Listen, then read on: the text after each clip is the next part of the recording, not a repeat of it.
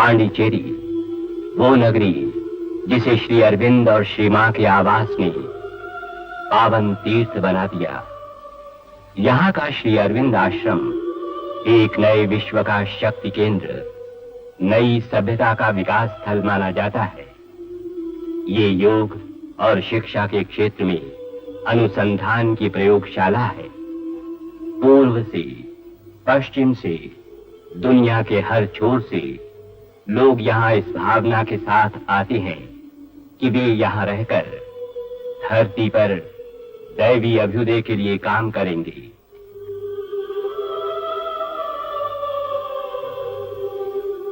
न जीवन से मुंह मोड़ना, न भागना, न ही केवल ध्यान लगाकर बैठना। यहाँ तो उद्देश्य है जीवन को एक दिव्य रूप में बदलना। चाहे बागवानी का काम हो, चाहे रोटी पकाने का, उद्योग हो या व्यवसाय, यहाँ जीवन का प्रत्येक कार्य ही शिक्षा है और सारी शिक्षा ही पूर्ण योग है। मानव जीवन की ऐसी सर्वव्यापी प्रयोगशाला के वातावरण में ही श्री अरविंद ने एक ऐसे शिक्षा केंद्र की स्थापना का विचार किया जो भावी मानव समाज के निर्माण का सर्वोत्तम साधन बन सके। श्री अरविंद की आध्यात्मिक सहयोगिनी श्री मां ने इस विचार को साकार रूप देने के लिए 2 दिसंबर सन 1943 को श्री अरविंद अंतर्राष्ट्रीय शिक्षा केंद्र का शुभारंभ किया। विश्व के कोने कोने से आए हुए लगभग 700 छात्रों और 150 से अधिक शिक्षकों के सहयोग से यहाँ पर शिक्षा के क्षेत्र में एक अभूतपूर्व प्रयोग किया जा रहा। कितना उल्लास और कुतूहल छलक रहा है इन चमकती आंखों में। तरह तरह के शिक्षाप्रद खेलों में मग्न इन बच्चों को 2.5 वर्ष की आयु में यहाँ प्रवेश दिया जाता है। वे यहाँ खेलते हैं और खेल खेल में ही सीखते हैं।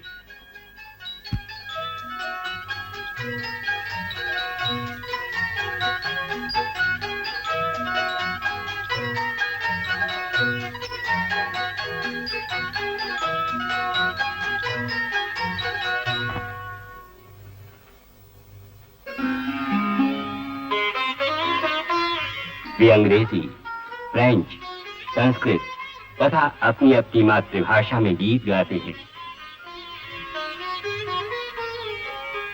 बच्चों को ऐसा कोमल अंकुर माना जाता है जिन्हें बड़े जतन से सींचने और स्नेह से पालन पोषण करने की आवश्यकता है। हर बच्चा अपने आप में अद्वितीय होता है जो अपने विकास के लंबे इतिहास के साथ नए भविष्य की ओर अग्रसर होता है। वो ऐसी कली है जो आंतरिक प्रेरणा शक्ति और विकास के साथ एक एक दल खुलते खुलते पूर्ण विकसित कमल बनता है। श्री अरविंद का कहना है कि शिक्षा का पहला सिद्धांत ही ये है कि किसी को कुछ सिखाया नहीं जा सकता। शिक्षक एक सहायक, एक मित्र, एक उदाहरण, एक मार्गदर्शक है। समुद्र के तल में क्या है? बच्चे शिक्षक की सहायता से अपने आप खोजबीन करके अपना उत्तर पा सकते हैं। शिक्षण की इस नई पद्धति में श्री अरविंद के शिक्षा संबंधी विचारों को अपनाया गया है, जिसे कहा जाता है स्वच्छंद विकास पद्धति। यहाँ छात्र अपने आप सीखने, समझने और जरूरत होने पर प्रश्न पूछने आते हैं। अध्यापक यहाँ रहते हैं सलाह देने के लिए। हर छात्र स्वेच्छा से अपने विषय का चुनाव कर सकता है और एक सीमा तक अपने अध्यापक को भी चुन सकता है। एक विद्यार्थी प्रश्न लेकर आया। अध्यापक केवल इतना बताते हैं कि कौन सी पुस्तक देखी जाए जिससे उत्तर मिल सकता है।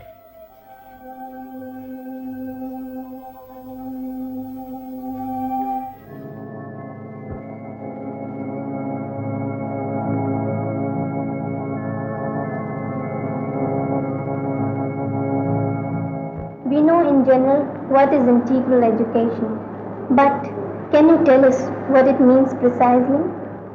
You don't know it? This is exactly what we are trying to do here. Education, to be complete, must have 5 principal aspects relating to the 5 activities of the human being: the physical, vital, mental, psychic, and spiritual. You spoke just now of the vital education. Could you tell us what it is? The education of the vital, as you know, has 2 main aspects. The first is to develop and utilize the sense organs. The second is to become conscious and gradually master of one's character, and in the end, to achieve its transformation. अक्सर छात्र बड़े ही प्रेरक प्रश्न पूछते हैं, जैसे कि मुझे लगता है कि आत्मज्ञान ही सबसे महत्वपूर्ण बात है, किंतु वो प्राप्त कैसे हो? इसे इन बालकों ने ही बनाया है। ये एक ऐसी पनडुब्बी तैयार करना चाहती हैं जो सचमुच पानी के भीतर चल सके, और ये है उनके कार्य का परिणाम जो उन्होंने ही प्रस्तुत किया है।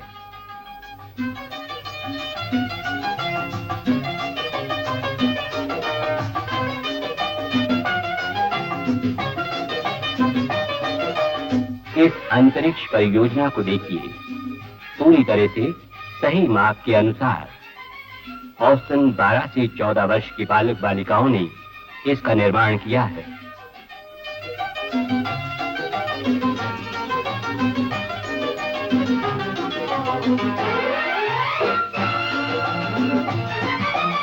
और 10 से 13 वर्ष के बच्चों ने सौर मंडल के संबंध में इस पुस्तक का संयोजन किया है।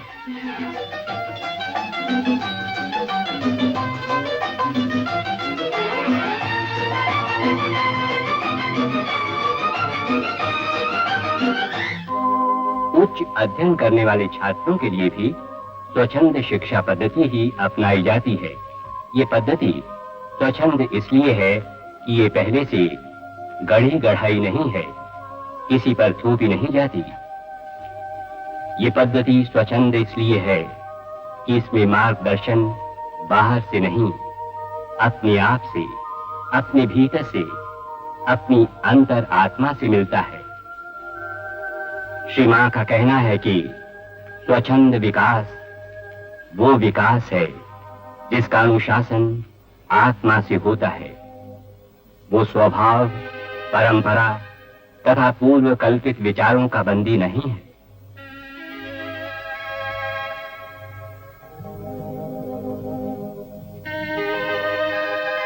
यहाँ विज्ञान की शिक्षा का माध्यम फ्रेंच है और मानविकी विषयों का माध्यम अंग्रेजी है। हर छात्र अपनी मातृभाषा और संस्कृत पढ़ता है। यहाँ 18 भाषाओं के अध्ययन अध्यापन की व्यवस्था है। ये है भौतिकी और रसायन शास्त्र की प्रयोगशाला और ये भूगर्भ विज्ञान का संग्रहालय।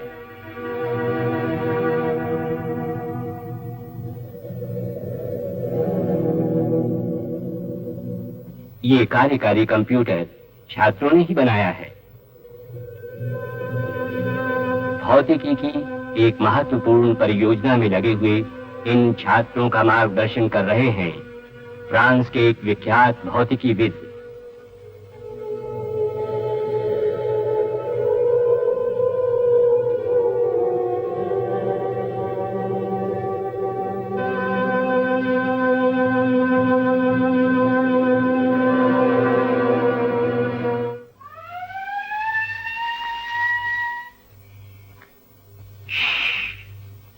ये मौन कक्ष है। यहाँ आकर छात्र बिना किसी बाधा के पढ़ सकते हैं, विश्राम अथवा मनन चिंतन कर सकते हैं। सच्चा ज्ञान केवल मौन में ही तो संभव है।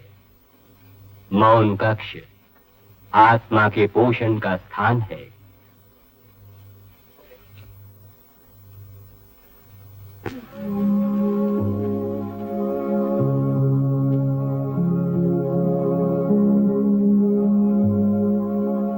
पुस्तकालय में हजारों पुस्तकें हैं, जिनमें से कुछ तो अत्यंत दुर्लभ हैं, वाचनालय का ये कलात्मक वातावरण अध्ययन के लिए पूर्ण अनुकूल है।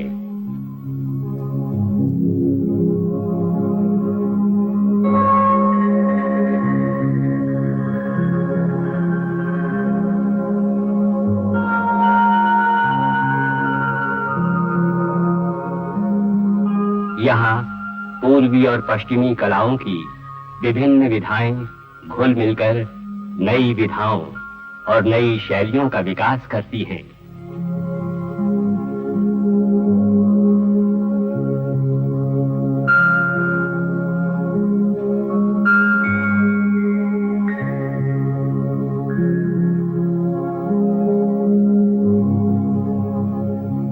यहाँ के छात्र परिपूर्णता की कल्पना करते हैं, डिग्रियों या डिप्लोमाओं की नहीं। किंडरगार्टन से लेकर उच्चतर पाठ्यक्रम तक वे नए भविष्य के निर्माण के लिए अथक परिश्रम करते हैं। देश का या विश्व का अच्छा नागरिक बनने के लिए नहीं, बल्कि उनका श्रम समस्त मानवीय सीमाओं को लांघकर अति मानव बनने की साधना है। संगीत जो न पूर्व का है न पश्चिम का, बल्कि दोनों का संगम है। इसे प्रेरणा मिलती है नव चेतना की आंतरिक गहराइयों से।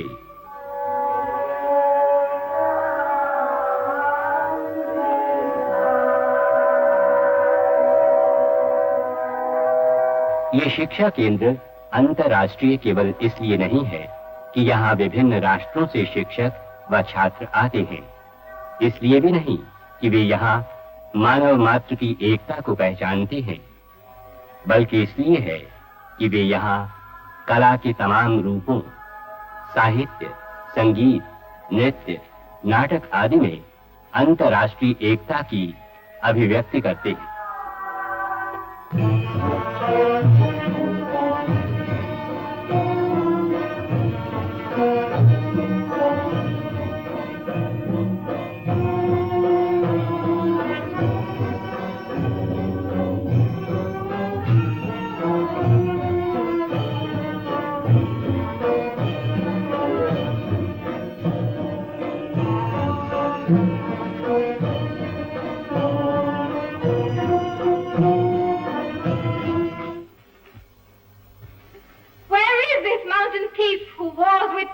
And lays his hands on either's princesses?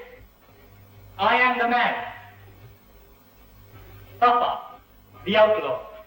This, Bappa? This the beast? Why, Kumud, it was Krishna after all. I am Ida's princess. Why didst thou desire me? Oh, who would not desire thee, glorious virgin? Thou art the rose of Rajasthan. But roses have thorns. And see, I have a sword. Think thou that pretty toy will save thee from me? Take me if you can.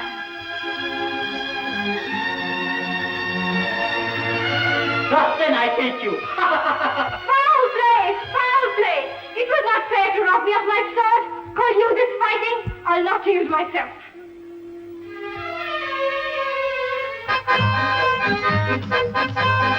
केवल मन, प्राण शक्ति और आत्मा के उद्बोधन से ही संतुष्ट न रहकर ये शिक्षा पद्धति शारीरिक विकास को भी महत्व देती है। श्री मां के मार्गदर्शन में सर्वांगीण शारीरिक प्रशिक्षण की नींव डाली गई है, ताकि स्वस्थ और सुंदर शरीर दैवी शक्ति का मनोरम मंदिर बने। बालिक बालिकाओं को यहाँ समान अवसर और सुविधाएं प्राप्त हैं। पूर्वी तथा पश्चिमी शारीरिक प्रशिक्षा पद्धतियों के अध्ययन द्वारा एक ऐसी नई प्रणाली निकालने का प्रयास किया गया है जो आध्यात्मिक पूर्णता के आदर्श के अनुरूप हो।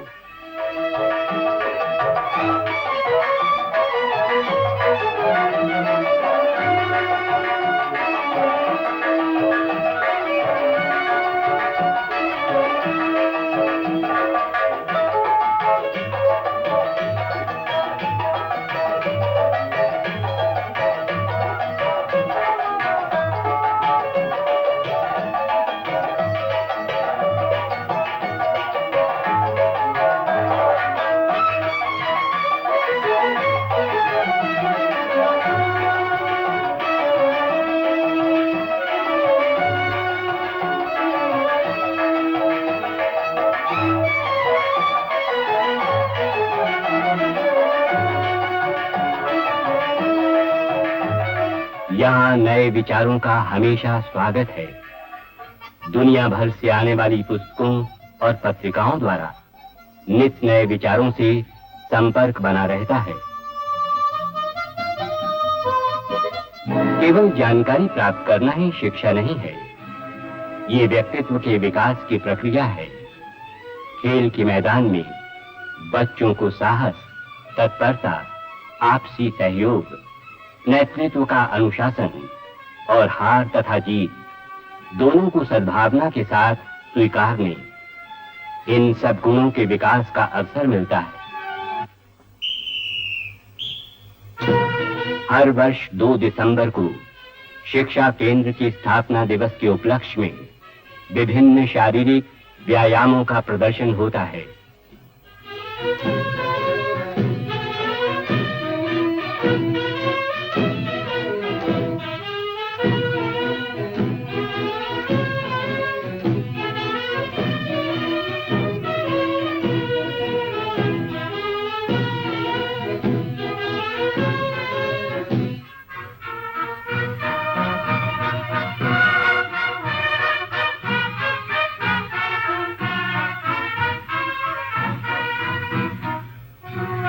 श्री मां के अनुसार हमें यहाँ एक नए विश्व की नींव डालनी है। खेल कूद में सफलता पाने के लिए जिन गुणों और कुशलता की आवश्यकता होती है, उन्हीं सब गुणों की आवश्यकता मनुष्य को इसलिए भी है कि वो नई शक्ति को ग्रहण करने और उसे रूपायित करने में समर्थ हो।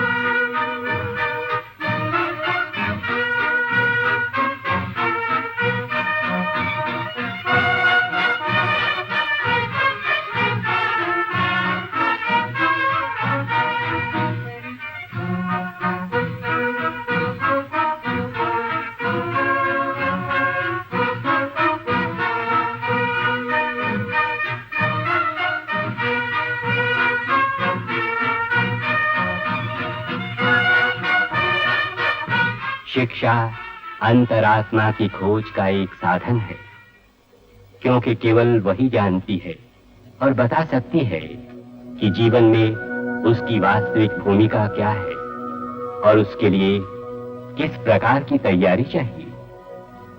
छात्रों को इस योग्य बनने में सहायता करना ही शिक्षा केंद्र का मूल उद्देश्य है।